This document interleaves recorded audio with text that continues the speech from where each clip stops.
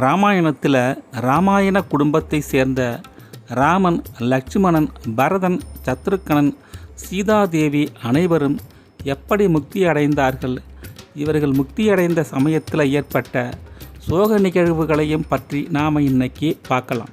மிதிலையின் மகாராஜாவான ஜனக மகாராஜா தன்னுடைய அரண்மனையின் அரியாசனத்தில் அழகாக அமர்ந்திருக்கும் அந்த சமயத்தில் அவர் அருகே தன்னுடைய துணைவியாரான சுனையனா தேவியும் அமர்ந்திருக்காங்க. இவங்க தான் ராமனின் துணைவியாரான சீதாதேவியை கண்டெடுத்து வளர்த்தவங்க. அந்த சமயத்தில் அயோத்தியிலிருந்து வந்த தூதன் ஒருவன் ஒரு ஓலையை ஜனக மகாராஜாவிடம் கொடுக்கிறான். இதை வாசித்து பார்த்த ஜனக மகாராஜாவுக்கோ அதிர்ச்சியில் உறைந்து போனவர் தன் அருகே அமர்ந்திருக்கும் தன் துணைவியாரான சுனையனா தேவியிடம் அந்த ஓலையை கொடுக்கிறாரு. தன் கணவர் தன்னிடம் எந்த சலனமும் இல்லாமல் கொடுத்த ஓலையை வாங்கி படித்த சுனையனா தேவியின் கண்களில் இருந்து அருவி என கண்ணீர் வழியத் தொடங்குது. இந்த சுனையனா தேவியின் வாழ்வில் அடுத்தடுத்த எத்தனையோ துன்பங்களை அனுபவித்து கொண்டு இருக்காங்க. பட்டாபிஷேகம் முடிந்து தன் மகள் பட்டத்து ராணியாக பொறுப்பேற்று ராமனோடு அரசேற்கும் அந்த சமயத்தில் அளவற்ற மகிழ்ச்சிக்கு ஆளான சுனையனா தேவிக்கு சிறிது காலத்திலேயே யாரோ ஒருவன் சொன்ன அபவாதத்தால் ராமனால் சீதாதேவி காட்டுக்கு அனுப்பப்பட்ட பொழுது மாலா துயரத்துக்கு ஆளாகிறாங்க.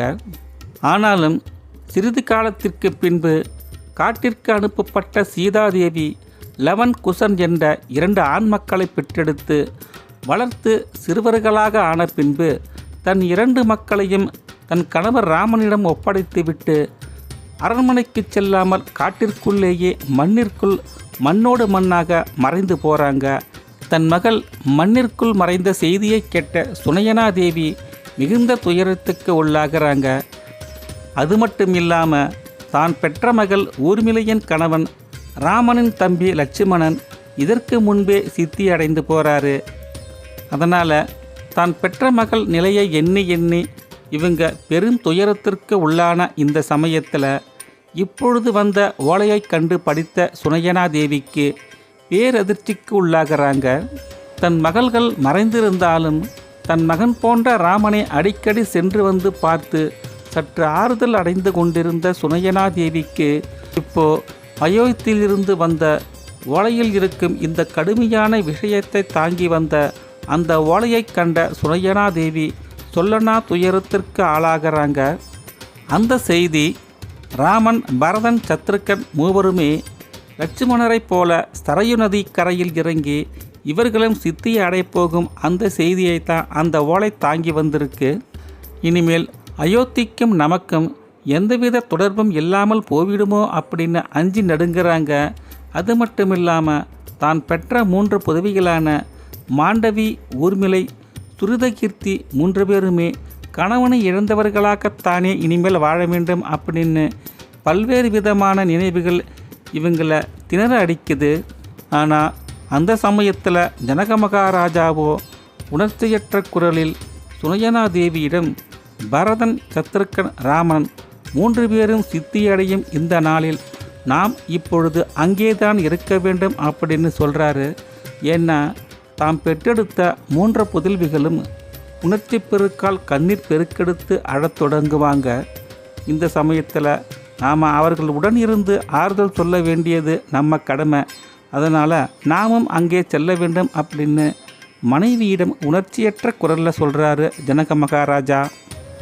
தன் கணவர் சாதாரணமாக சொன்ன இந்த வார்த்தையினால் தன் கணவர் எதற்கும் அஞ்சவோ பதட்டப்படவோ மாட்டார் என்பதை நன்கு அறிந்த சுனையனா தேவி ஒரு பெருமூச்சோடு தன் அரியாசனத்தை விட்டு எழுந்து தேரை பூட்டச் சொல்லுங்கள், நாம் இருவரும் அங்கே செல்லலாம் அப்படின்னு சொல்லி தேரை பூட்டச் சொல்லி இருவரும் தேரில் புறப்படுறாங்க.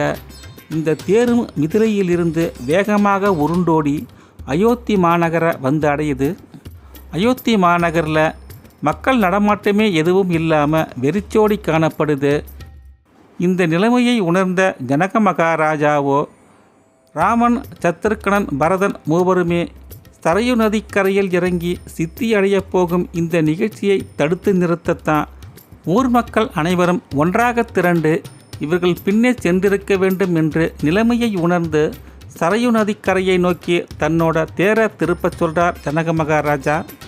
தேரோட்டி வேகமாக சாட்டையை சொடுக்கியதும் குதிரைகள் வேகமாக பாய்ந்து சரையு நதிக்கரையை அடையது. பரதன், ராமன், சத்ருக்கனன் மூவரும் தங்கள் மாமனார் மாமியாரின் வருகைக்காக காத்து கொண்டிருக்காங்க. மரியாதை நிமித்தமாக ஜனக மகாராஜாவை வணங்கியவர்கள் பரதனும் சத்ருக்கனமும் மாண்டவியிடமும் சுருதகீர்த்தியிடமும் விடைபெற்று கொண்டு எந்தவித சலனமும் இல்லாமல் சரையு நதிக்கரையை நோக்கி நடந்து போகிறாங்க. இவர்கள் அனைவரும் பார்த்து கொண்டிருக்கும் பொழுதே அந்த அதிசய நிகழ்வு நடந்தேறியது. அவர்கள் மூவரும் ஒன்றாக சரையு நதிக்கரையில் இறங்கி வெள்ளத்தோடு வெள்ளமாக மெல்ல நடக்கத் தொடங்குறாங்க. சிறிது நேரம் சென்ற பின்பு வெள்ளம் அவர்கள் தலைக்கு மேலே ஓடத் தொடங்குது. இவர்கள் 3 பேரும் தலைக்கு மேலே வெள்ளம் போவதை உணர்ந்த மக்கள் ராமா ராமா என சோகம் பொங்க கோஷம் எழுப்புறாங்க. ஊர்மிளை, மாண்டவி, சுருதகீர்த்தி மூவரும் தங்களுக்கு ஏற்பட்டுள்ள துக்கத்தை அடக்கி கொள்ளாமல் விம்மி வெடித்து அழத் தொடங்குறாங்க. அவர்கள் தங்கள் தாயை கட்டி அணைத்து கொண்டு ஓவென கதறி துடித்து அலறி துடிக்கிறாங்க. சுனயனா தேவியோ இவர்கள் மூவரையும் கட்டி அணைத்து கொண்டு தன்னால் இயன்ற அளவுக்கு அவர்கள் முதுகை தட்டி கொடுத்து ஆறுதல் படுத்துகிறாங்க. இருந்தாலும் சுனயனாவின் கண்களில் இருந்தும் கண்ணீர் வழியத் தொடங்குது. ஆனால் ஜனகரின் முகத்தில் எந்தவித சலனமும் இல்லை. இதனால் ஊர்மிளை தன் தந்தையிடம் பேசத் தொடங்குறாங்க. தந்தையே, ராமர் நம்மை விட்டு நிரந்தரமாக பிரிந்து போய்விட்டார். அறத்தின் திருவுருவமாக நின்ற அந்த தெய்வம் நம்மை விட்டு நிரந்தரமாக பிரிந்து போய்விட்டது. இனி நாம் அவர்களை பார்க்கவே முடியாதே. அந்த வருத்தம் உங்களுக்கு இல்லையா அப்படின்னு ஜனகரிடம் ஊர்மிளா தேவி கேட்கிறார். இதனை கேட்ட ஜனக மகாராஜா அப்பொழுதும் தன் முகத்தில் எந்தவித சலனத்தையும் காட்டாமல் மெல்ல ஒரு புன்முறுவலோடு பேசத் தொடங்குறாரு. சுனயனா தேவியும் தன் மகள்களுக்கு ஏதாவது ஆறுதல் மொழி சொல்வாரா அப்படின்னு ஜனக மகாராஜாவின் வாயிலிருந்து என்ன வார்த்தை வருமோ அப்படின்னு சுனயனா தேவி முதல் அனைவரும் உற்று நோக்கத் தொடங்குறாங்க. மாண்டவியும் சுருதகீர்த்தியும் மற்றும் பொதுமக்கள் அனைவரும் ஜனகரின் வாயிலிருந்து வரும் வார்த்தைக்காக அனைவரும் அவரையே உற்று நோக்கி எதிர்பார்த்து காத்து கொண்டிருக்காங்க. அப்பொழுது மிகப்பெரிய அமைதி நிலவுது. அப்போது ஜனக மகாராஜா சாந்தம் தவழும் முகத்தோடு பரிவு பொங்க இனிய குரலில் பேசத் தொடங்குகிறாரு. இந்த மனித உடல் என்பது உரை போன்றது. அந்த உரையில் இருக்கும் வாள்தான் ஆன்மா. உடலிற்கு அழிவு உண்டே தவிர இந்த ஆன்மாவிற்கு என்றுமே அழிவு கிடையாது. இந்த உடல் பயனற்று போகும் நிலை வரும் பொழுது இறைசக்தி இந்த உரை என்ற உடலில் இருந்து வாள் என்ற ஆன்மாவை எடுத்து தன் கையில் வைத்து கொள்கிறது. இவ்வளவுதான் வாழ்க்கை. பிறக்கும் பொழுதே ஒரு மனிதனுக்கு இறப்பும் உறுதி செய்யப்பட்டு விட்டது. அது எந்த நாள் என்று தெரியாமல் வேண்டுமென்றால் இருக்கலாம். ஆனால் இறப்பது கண்டிப்பாக உறுதி. இதை என் மாப்பிள்ளைகள் உணர்ந்து விட்டார்கள். அவர்கள் நிறைவும் அடைந்து விட்டார்கள். அவர்கள் வந்த கடமை முடிந்துவிட்டது என்பதை அவர்களே உணர்ந்து கொண்டு சித்தியும் அடைய துணிந்து விட்டார்கள். அதனால் அவர்களுக்கு மரணம் என்பது இல்லை. ஏனென்றால் என் மாப்பிள்ளைகள் நால்வரும் என் வளர்ப்பு மகள் சீதாதேவியும் இறை உருவங்கள் என்னும் பரம ரகசியத்தை நான் முன்பே அறிந்தவன். அவர்கள் இந்த மண்ணுலகில் மானுட அவதாரம் எடுத்து வசித்து வந்த அந்த காலத்தில் இந்த பரம ரகசியத்தை வெளியிட எனக்கு உரிமை வழங்கப்படவில்லை.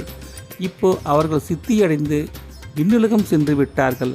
அதனால் இந்த ரகசியத்தை வெளியிட எனக்கு உரிமை உள்ளது என்று வெளிப்படையாக பேசினார் ஜனக மகாராஜா.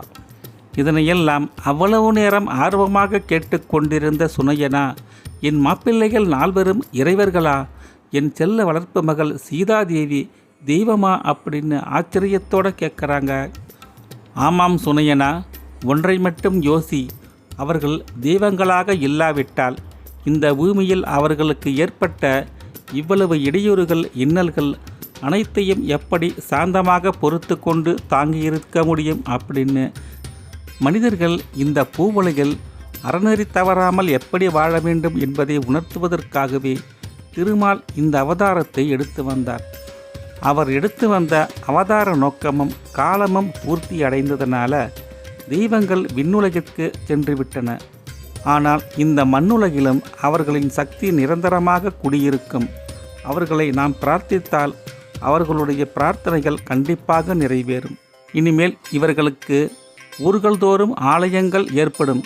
இந்த ஆலயங்களில் இருக்கும் விக்கிரகங்களில் இவர்களின் அற்புத சக்தியும் குடிகொண்டிருக்கும் அப்படின்னு திருமாலுடைய பெருமைகளை ஜனக மகாராஜா சொன்னதை கேட்ட சுனயனா தேவியோ, இதெல்லாம் உண்மைதானா? இதற்கெல்லாம் சாட்சி இருக்கின்றதா? உங்களால் அதை நேரில் காட்ட முடியுமா அப்படின்னு கேட்குறாங்க. உங்களுக்கு அந்த ராமனின் திருவருளால் ராமனையே உங்களுக்கு நேரில் காண்பிக்கிறேன் அப்படின்னு சொன்னவர் எல்லோரையும் அண்ணாந்து வானத்தை பாருங்கள் அப்படின்னு அவர்களுக்கு கட்டளையிடுவது போல் சொல்கிறாரு. வானில் சடாரண மேகங்கள் விலகுது. அங்கே ராமபிரான், சீதாதேவி, பரத சத்ருக்கணன் அனைவரும் ஒன்றாக சேர்ந்து தங்களுடைய வலக்கரத்தை உயர்த்தி ஆசீர்வாதம் பண்ணுறாங்க. கீழே நின்ற அனைவரும் ஒன்றாக சேர்ந்து வானத்தை பார்த்து கொண்டிருக்கும் அந்த சமயத்தில் தான் ஒரு விந்தையான நிகழ்வு நடக்குது. ராமனின் பக்கத்தில் இருந்த லட்சுமண பெருமாள் ஆதிசேஷனாக அவதாரம் எடுக்கிறாரு. ராமபிரானோ திருமாலாக மாறி அந்த ஆதிசேஷனின் நிழலில் குடிகொள்கிறாரு. அருகில் இருந்த பரதனும் சத்ருக்கணனும் சங்கு சக்கரமாக மாறி திருமாலின் கரங்களில் தங்களை பொருத்தி கொள்கிறாங்க. ஜனகரின் வளர்ப்பு மகளான சீதாதேவி திருமாலின் கரங்களை பிரியமாக பிடித்துவிடத் தொடங்குறாங்க. அனைவரும் இந்த விந்தையான செயலை பார்த்து கொண்டிருக்கும் அதே சமயத்தில் மெல்ல மெல்ல அந்த காட்சி மறையத் தொடங்குது. மேகங்கள் மீண்டும் வைகுண்டத்திற்கு திரையிடுகின்றன. இந்த காட்சியை பார்த்து கொண்டிருந்த குழந்தைகள் முதல் பெரியவர்கள் வரை அனைவரும் வியப்பில் ஆழ்ந்து ராமா ஸ்ரீராமா ஜெய் ஸ்ரீராம் என பல்வேறு விதமான கோஷங்களை எழுப்புறாங்க. மாண்டவியும் ஊர்மிளையும் ஓரளவுக்கு இந்த அற்புத காட்சிகளை கண்டு கொஞ்சம் மனம் சாந்தி அடைகிறாங்க.